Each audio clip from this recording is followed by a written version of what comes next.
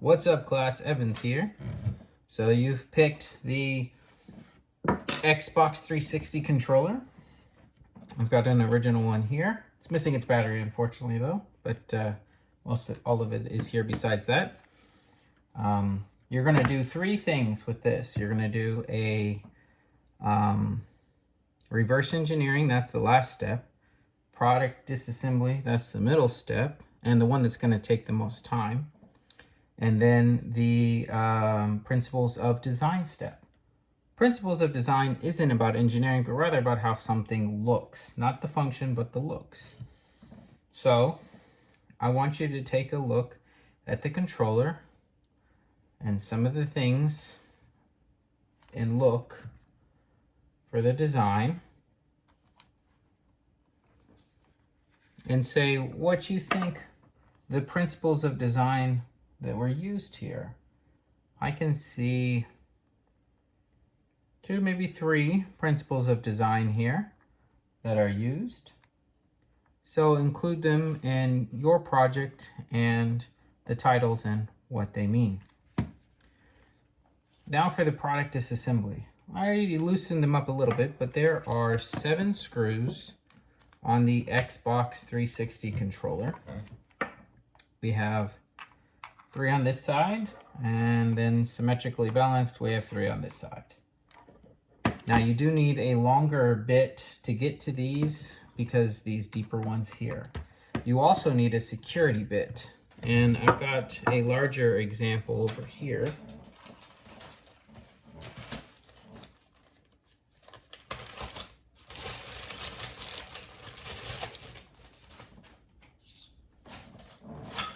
But you have to have a security bit that has this star shape and a hole right through the middle of it in order for this to work. Because each one of the screws is star shaped with a peg in the middle of it. There is also a 7th one here, but it seems to be missing already. That's underneath the serial number tag under here.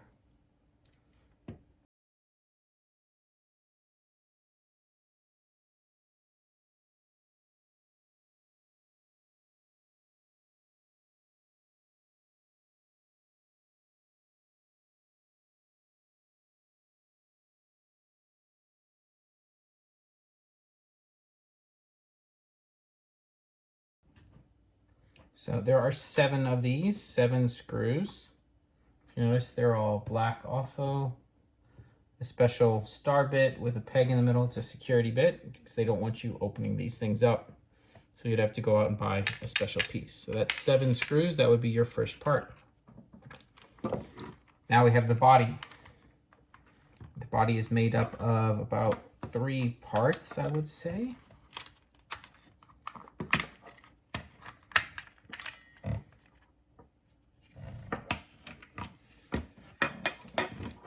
Take a look at that inside. Here's all the circuit board and some electromagnetic motors, the rumble packs. If you look at the bottom of this,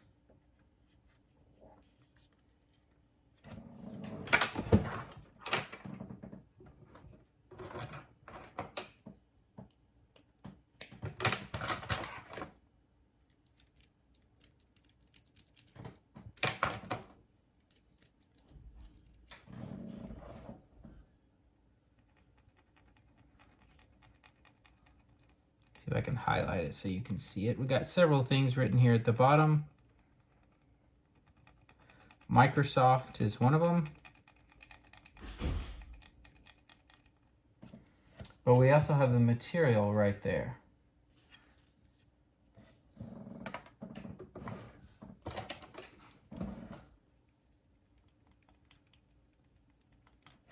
See if it shows up a little bit. Maybe not.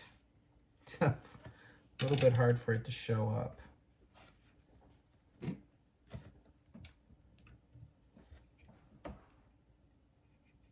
Well, I tried. This says ABS. You can look up what the actual name of that is. I recommend you do that. All the Xbox controllers are made out of ABS. It's got a couple of other pieces of information here, such as a number wheel. I'm trying to see if I can get that to be seen a little.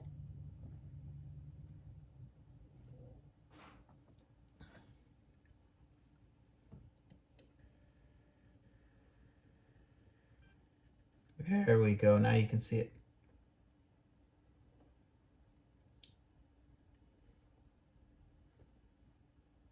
So we have a number wheel sitting there, that's a date. Figure out the date code. And the material there.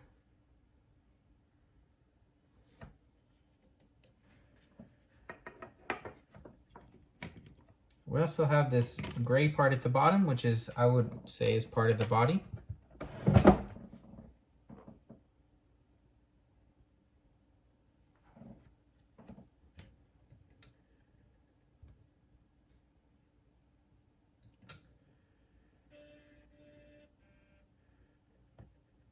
Oh, it's having a hard time focus.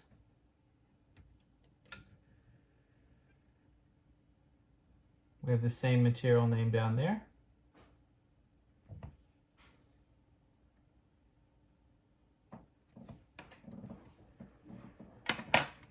And then let's slowly take out the rest of these pieces here.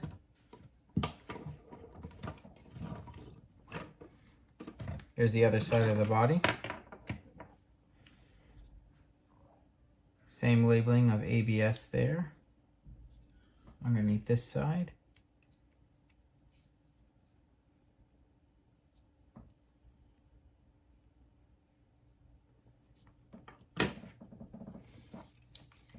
Now we have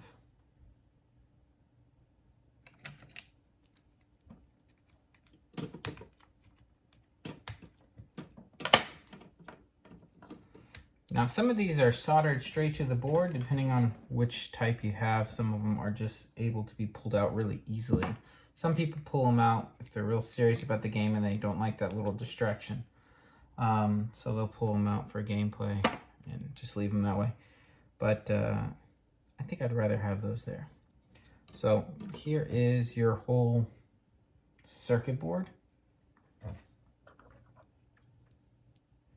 Now, there's a strong relationship between the parts here for interaction that are real important.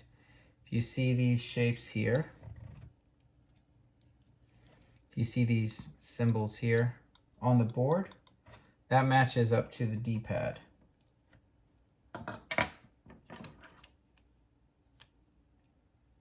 That matches up to the D-pad.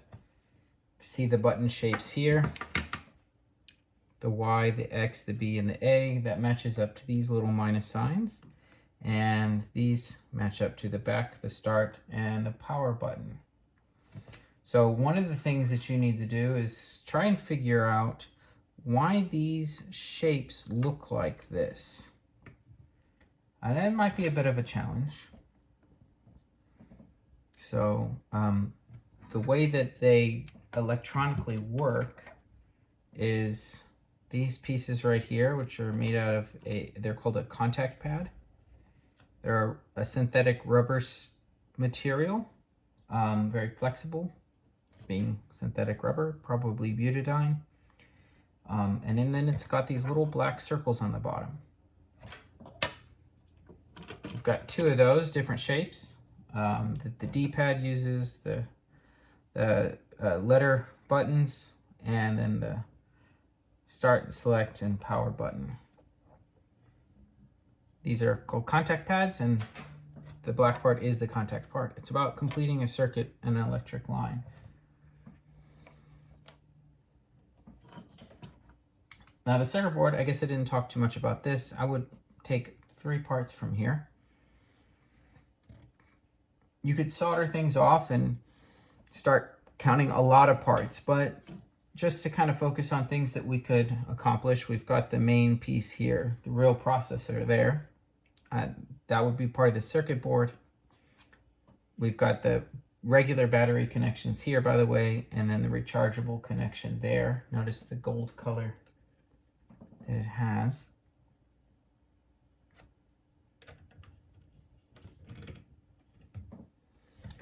We have right here the joysticks. Now the way these joysticks work is they rotate this piece here. It's called a potentiometer, like a dimmer switch for a light bulb. So as you pull this, it turns this and completes the circuit. The new Xbox One uses a totally different method to complete that. And the PlayStation uses a very different method too. Xbox, I think, might be the only one that's doing it this way with this lever arm. So include the triggers as one whole part. We've got this plastic assembly with the potentiometer. There's a little spring in there too.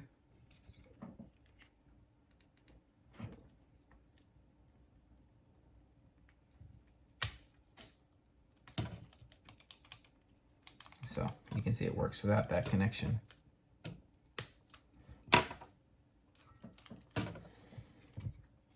And then we have the joysticks on the top. The joystick pulls right off, and it should be made out of ABS. Also, sometimes it's stamped on the bottom, but I'm not seeing it for this brand.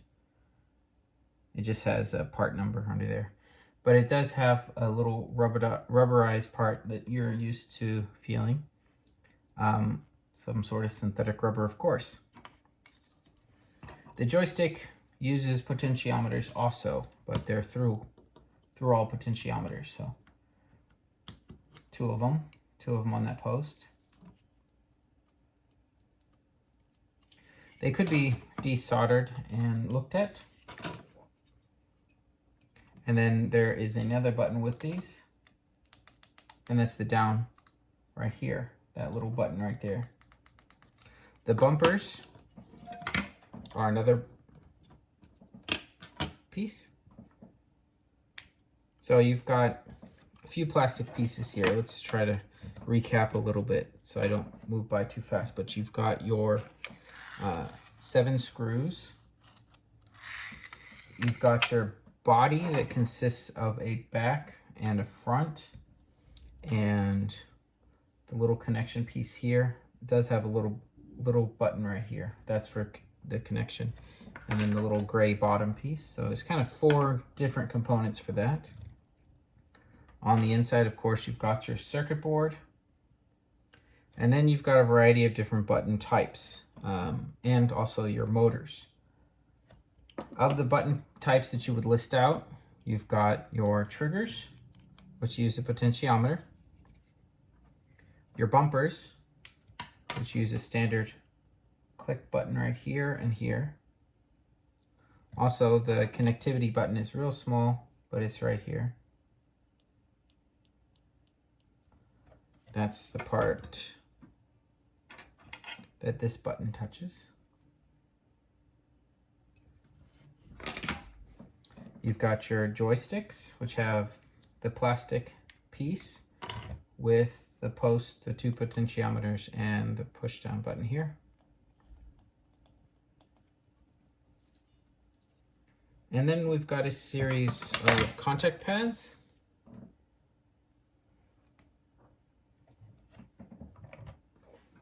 And then different types of buttons. Let's take a look at each one of these. I would include these buttons all as one. They all kind of use the same thing.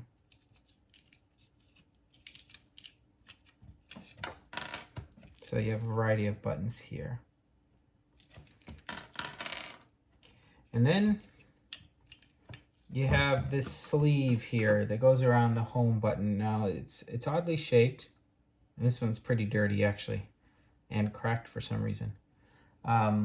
This sleeve sits right here. And it sits right there. And if you've played Xbox before, you know that around the home button there is 3 lights. So this sleeve actually is to transmit light. But where are the light bulbs? If you look really close, and they might be hard to see, they're right here. Little LEDs that this sits on top of. And the light goes through this clear plastic so that you can see the different colors, usually green and red if I remember right.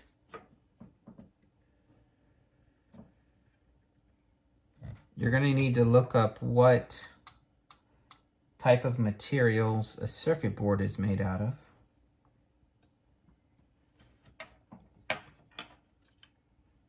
We also have, let's see if this comes out, 2 screws here.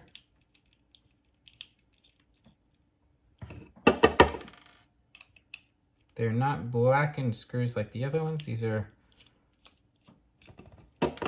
just regular clear colors.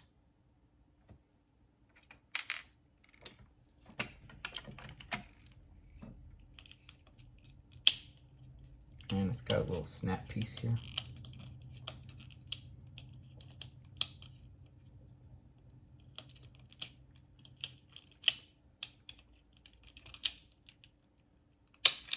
There we go.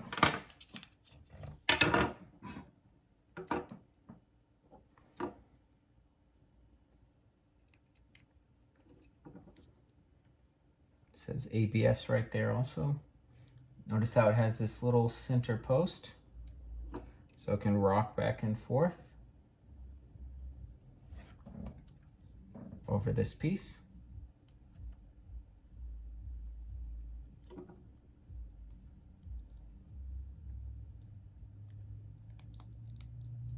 Now, most of these buttons just push straight down on top of this, but this does have the ability to also do diagonals, which I think is the change in shape that we have here to make the diagonal movements easier for it to recognize. So now that I've taken apart the Xbox controller, and maybe many of you have played games, now go to the reverse engineering side. Think about the types of problems you've had with your Xbox controller. What are some of the things that you've had break on you that you wish were fixed, that were different?